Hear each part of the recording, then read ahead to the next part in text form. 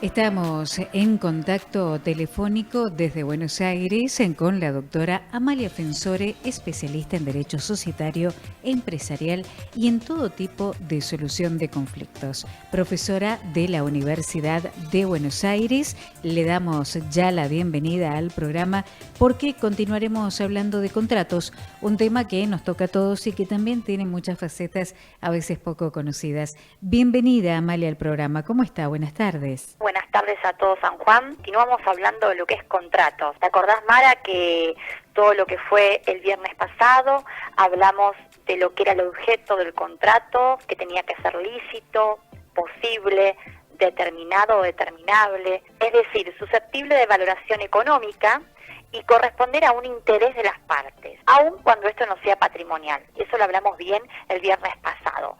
También dijimos, y es muy importante para todos aquellos que nos están escuchando, que no pueden ser objeto de los contratos los hechos imposibles, o sea, los prohibidos, ¿sí? Es que estén contrarios a las leyes, a la moral, al orden público, etcétera. Y hablamos qué pasa con los contratos, si puede tener un plazo de larga duración, si el plazo era esencial, etcétera. Y bueno, Mara, hoy, si te parece, podemos continuar. Correcto. Y ahora que ya hemos visto todo este marco general en torno a los contratos, nuestro tema podría ser contratos de compraventa. Bien.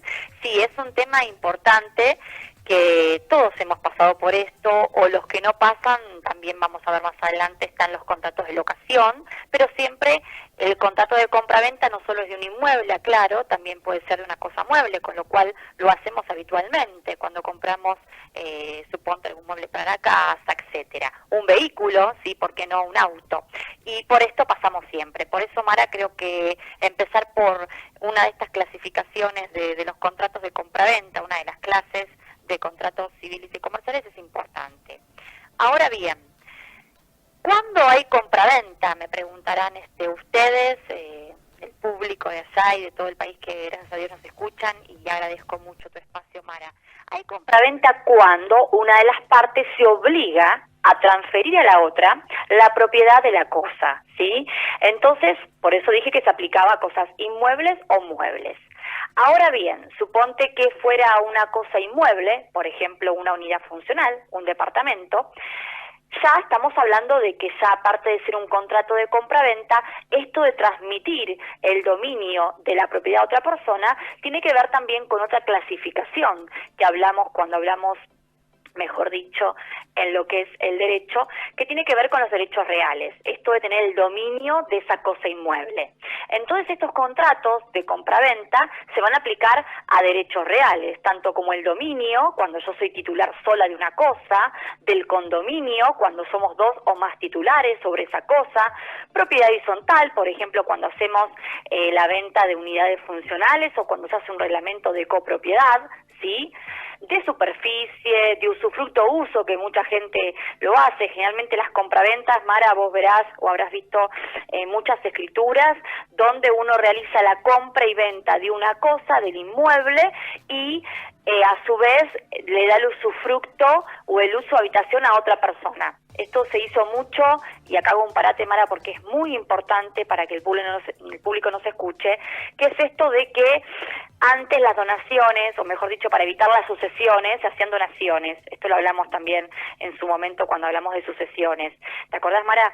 Y una de las cosas es cuando la compraventa se aplica o se le aplica otro derecho que puede ser real, obviamente, ¿no? Que puede ser esto del usufructo, darle el uso y goce a una persona, que lo hacen mucho los padres con los hijos. Pero volviendo a lo que es nuestro tema de compraventa, decimos entonces que más allá de que vos transferís la propiedad de una cosa, y reitero, no solamente es inmuebles sino muebles, el otro va a pagar un precio, un monto determinado. Y esto se le aplica a diferentes derechos reales como los que recién te enumeré.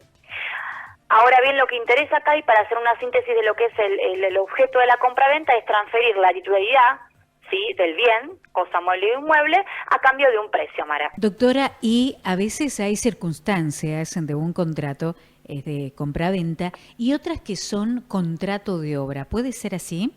Sí, es una buena pregunta la que haces, Mara. A ver, cuando una de las partes se compromete a entregar cosas por un precio, aunque estas hayan de ser producidas o manufacturadas, ¿no?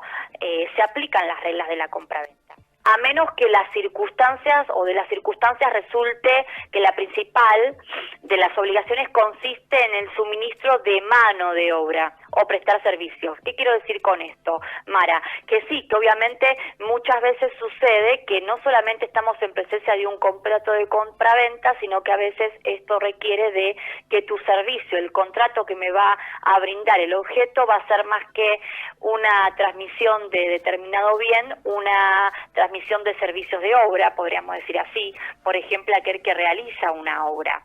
Por ejemplo, vamos a ver más adelante que a raíz de todas estas cosas que estamos hablando, muchos habrán pasado por el contrato de leasing, que es cuando uno, por ejemplo, alquila algo y después tiene la opción de compra. Todas estas cosas que estoy diciendo están vinculadas, pero a tu pregunta, Mara, sí, es correcto, teniendo en cuenta bien qué o cuál, volvamos de vuelta, es el objeto del contrato. Si va a ser la transmisión de lo que es un bien, mueble de un mueble, o si va a ser esto de transmitir o prestar servicios a otra persona.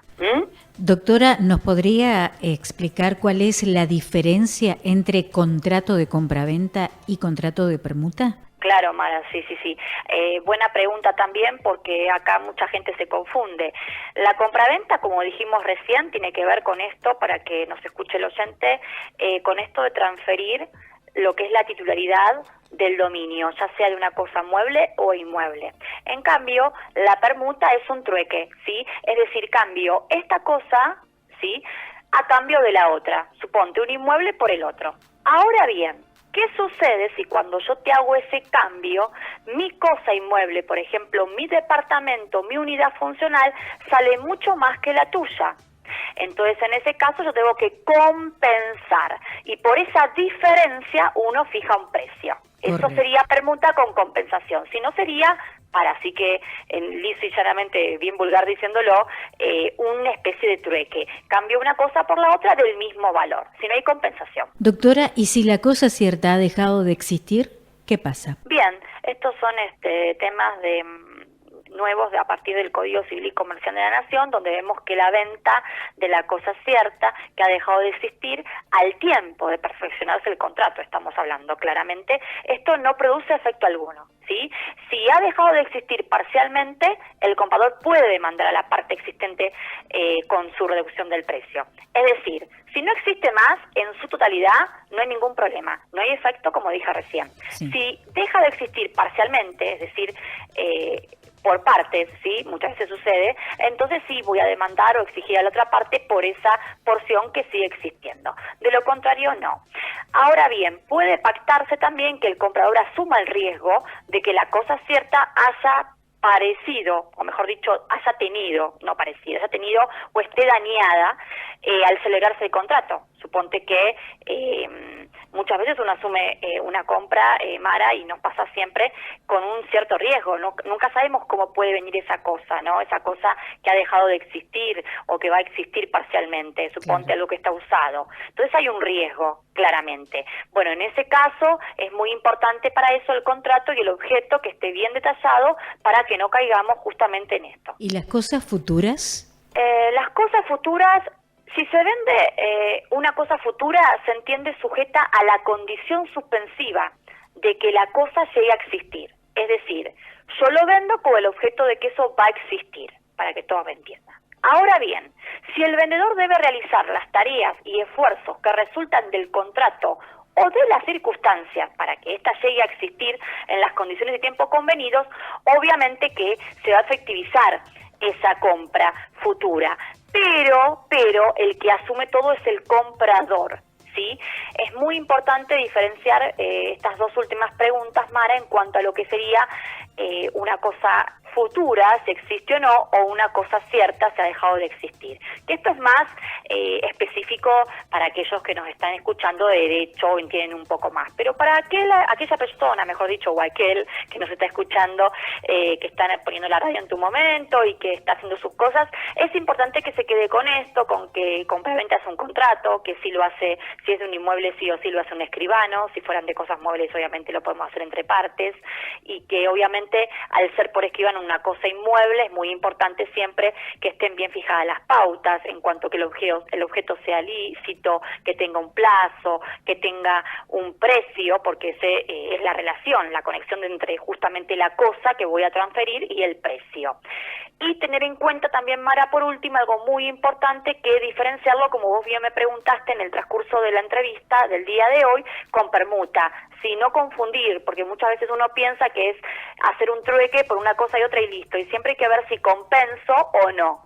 Eso es más que nada lo fundamental para que los docentes hoy se queden con esto respecto a compraventa, Mara. Muchísimas gracias nuevamente por este contacto semanal que tenemos con usted, y ya el próximo viernes vamos a continuar hablando sobre este tema, doctora. Muchas gracias. Como no, Mara, un gusto a vos, a todo San Juan, y un beso grande, que tengan un buen fin de semana. Y allí el contacto mantenido con la doctora Amalia Fensore, especialista en Derecho Societario Empresarial y en todo tipo de solución de conflictos, profesora de la Universidad de Buenos Aires.